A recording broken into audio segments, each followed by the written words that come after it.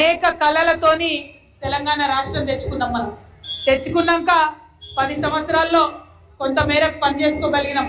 కానీ ఇంకా జరగాల్సినటువంటి పనులు కొన్ని ఉన్నాయి. వాటి కోసం కూడా ప్రయత్నం చేయాలి.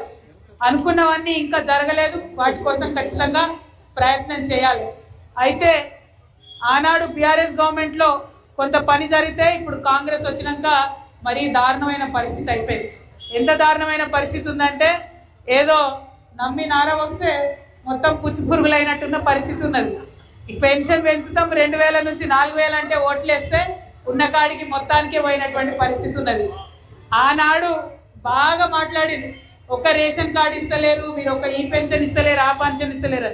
కానీ ఇవాళ 2 ఏళ్లలో సేమ్ అదే పరిస్థితి ఉన్నటువంటిది ఉన్నది. కాబట్టి మా అక్క చెల్లెలందరూ నేను కోరేది ఒకటే, మనం ఎప్పుడైనా సరే మనకు కావాల్సింది గట్టిగా నిలదీసి అడిగితేనే అది సాధ్యమవుతుంది. అడిగేటోడు ఒకడు ఉండాలి. ఎప్పుడైనా కూడా అడిగేటోళ్ళు ఒకరు ఉంటే సమస్యలు మెల్లమెల్లగైనా పరిష్కారం అవుతాయి. బీఆర్ఎస్ 10 ఏళ్ళు ఉన్నా ఇంకా మన సమస్యలు అట్లనే ఉన్నాయి. ఇల్లు లేని వాళ్ళు ఇల్లు లేకుండానే ఉన్నారు. 10,000 ఆనాడు జీతం వస్తే ఈనాడు కూడా 10,000 జీతం వచ్చిన వాళ్ళు ఉన్నారు. ఆనాడు కూటికి దిక్కులేని వాళ్ళు ఉంటే ఈనాడు కూడా అదే పరిస్థితి ఉన్నది. దాంట్లో పెద్ద మార్పు ఏం రాలేదు. ప్రభుత్వాలు మారుతున్నారు, నాయకులు మారుతున్నారు, కానీ మన పరిస్థితి మారతలేదు. మరి ఎందుకు మారతలేదు అని అడగాల్సిన సమయం వచ్చింది. ఇవాళ తెలంగాణ జాగృతి నుంచి జనం బాట అనే కార్యక్రమం పెట్టినాం. దీంట్లో వేరే ఆలోచన ఏం లేదు. ఎందుకంటే ఇప్పుడు ఓట్లు లేవు, మీకు తెలుసు. ఇప్పుడు ఎలక్షన్ లేదు, మీ అందరికీ తెలుసు. కానీ జాగృతి నుండి మొత్తం తెలంగాణలో ఉన్న అన్ని జిల్లాలు, హైదరాబాద్, రంగారెడ్డి, మేడ్చల్ మొత్తం కూడా తిరుగుతూ ఉన్నాం. ఎందుకోసం? మన కోసం, మన సమస్యల కోసం, ముఖ్యంగా మన ఆడవాళ్ళకు ఉన్నటువంటి సమస్యల కోసమే తిరుగుతున్నాం.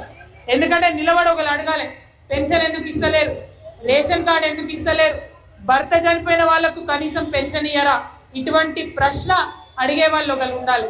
ఆ అడిగే పని ఇవాళ నేను తీసుకున్నా అన్న విషయాన్ని మీ అందరికీ తెలియజేస్తున్నాం. ఆ అడగడం కోసమే తిరుగుతూ ఉన్నాం. ఇది ఓట్ల పోరాటం కాదు, సీట్ల ఆరాటం కాదు. సమస్యలను ఎవరు అడుగుతలేరు. ఇవాళ రేపు ఓట్లుంటే అన్ని పార్టీలలో వస్తారు, ఓట్లు లేనప్పుడు ఎవరు కనబడరు. ఓట్లు లేనప్పుడు కూడా మీతో ఉండేది మీ తెలంగాణ జాగృతి. అందుకోసమే ఇవాళ మీ దగ్గరకు వచ్చినాం. మరి ఈ సందర్భంగా మా ఆడబిడ్డలకు, మౌలాలీలో ఉన్న మా ప్రజలకు నేను తెలియజేయాలి. నేను గత 20 ఏళ్ళుగా బీఆర్ఎస్ పార్టీలో పనిచేసిన, తెలంగాణ ఉద్యమంలో పనిచేసిన. కానీ ఎందుకో మరేమైందో బీఆర్ఎస్ పార్టీలో నుండి నన్ను తీసివేయడం జరిగింది, నన్ను సస్పెండ్ చేయడం జరిగింది. మీ అందరు చూస్తున్నారు ఆ విషయం. నా కుటుంబము, నా పార్టీ అని అనుకొని 20 ఏళ్ళు పనిచేస్తే ఏమాత్రం మొహమాటం లేకుండా కట్టుబట్టలతో నన్ను నడి రోడ్డు మీద పడేసి, అయినా నేనేం భయపడలే.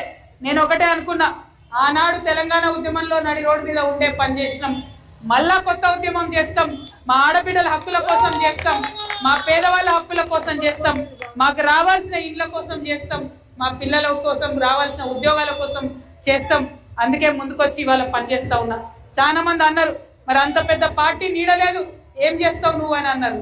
నేను ఒకటే అన్నా, ఆడబిడ్డలు తలుచుకుంటే ఏదైనా చేస్తారు, ఆడబిడ్డలు గట్టిగా అనుకుంటే ఏదైనా చేస్తారు. నేను చేసేది తప్పు కాదు, చేసే పోరాటం పేద ప్రజల కోసం. కాబట్టి నేను ముందుకే పోతా, వెనక్కు పోను అని చెప్పి పంతం బట్టి ముందుకు పోతున్నా. మరి అంత పెద్ద తండ్రి నీడలేదు ఇవాళ నా మీద, కానీ నా మీద నా తెలంగాణ ఆడబిడ్డల నీడ ఉంది అని చెప్పి నేను బలంగా నమ్మి ముందుకు వెళ్తా ఉన్నాను.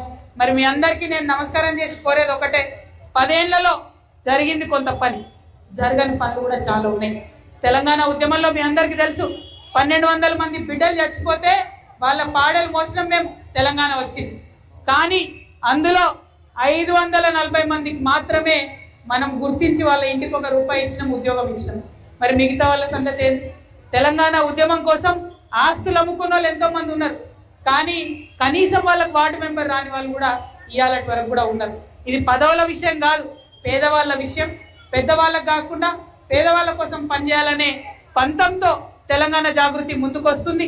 ఆ పంతంలో మరి మా ఆడబిడ్డల ఆశీర్వాదం నాకు ఉంటుందని చెప్పి, తెలంగాణ జాగృతికి ఉంటుందని చెప్పి మనస్ఫూర్తిగా నమ్ముతూ మరి ఇలా పొద్దున మేము బయలుదేరినాం.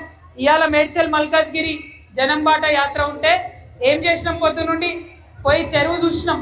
చెరువు కబ్జా గురైతుంది. ఆ చెరువులనే మొత్తం చెత్తేస్తున్నారు. పక్కనున్న కాలనీలు ఉన్నాయి, అడిగేటోళ్ళు లేరు. జాగృతి వాళ్ళు వస్తున్నారు అనగానే మున్సిపాలిటీ వాళ్ళు 3 రోజుల నుంచి క్లీన్ చేస్తున్నారు. క్లీన్ చేస్తున్నారు, గెమాక్సిన్ పౌడర్లు చల్లుతున్నారు, దోమలు రాకుండా చూస్తున్నారు. మేము పోయే వరకు మొత్తం సాఫ్ చేసి పెట్టిండ్రు. రోడ్డు బాగాలేదు, బ్రిడ్జ్ బాగాలేదు అని చూద్దామని పోతే అక్కడ పని మొదలు పెట్టిండ్రు. అందుకే అంటున్నా నేను, అడిగేటోళ్ళు ఉంటే పని కదులుతుంది, సర్కార్ కదులుతుంది. అందుకోసమే ఇవాళ వచ్చినాం. ఇక్కడ నుంచి మల్కాజ్గిరి పోతున్నాం. ఎన్నో ఏళ్లుగా పెండింగ్ ఉన్నది రైల్వే బ్రిడ్జ్. ఇవాళ మేము పోతే ఖచ్చితంగా నేను మాటిస్తున్నా, అది కూడా కదులుతుంది. అట్లా ఒక్కొక్కటి అడుగుతూ వెళ్తున్నాం. వేరే పని ఏం చేస్తలేం, మన పనే, ప్రజల పనే చేస్తున్నాం. కాబట్టి ఈ పనిలో మీ ఆశీర్వాదం ఉండాలని కోరుతూ, మరి భవానీ గారైనా, మధు గారైనా, సుధాకర్ అయినా కూడా మరి అందరూ మీ మధ్యలో ఉండి పని చేయడానికే వాళ్ళకి నేను చెప్తా ఉన్నా. వేరే ఏం లేదు అడిగేది, మీ దగ్గరికే రావాలని, మీకోసమే పని చేయాలి. కాబట్టి మీ అందరికీ మళ్ళీ ఒకసారి బతుకమ్మలతోని 4 గంటలు వెయిట్ చేసిరట. క్షమించాలమ్మా, ఆలస్యమైంది, ఏమనుకోవద్దు. పొద్దు నుండి తిరుగుతూనే ఉన్నాం. మళ్ళీ ఒకసారి థ్యాంక్ యూ సో మచ్. జై తెలంగాణ, జై తెలంగాణ.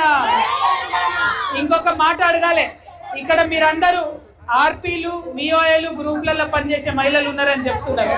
మరి మీ అందరు నేను కోరేది ఒకటే, మొత్తం అన్ని సర్వేలు మీరే చేస్తున్నారు, అన్ని పనులు మీరే చేస్తున్నారు.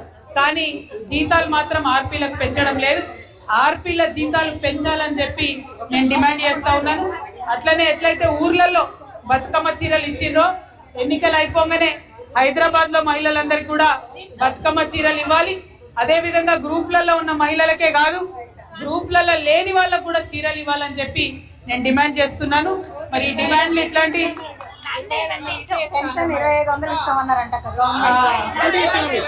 అన్నిటికన్నా ఇంపార్టెంట్ అడుగుతా తప్పక ఆటో వాళ్ళదా ఏందది అర్థం కాదు. ఆర్టీసీయా? ఆటో ఒక్క నిమిషం. ఇంతమంది మన లేడీస్ ఉన్నారు, మీ అందరికి గుర్తు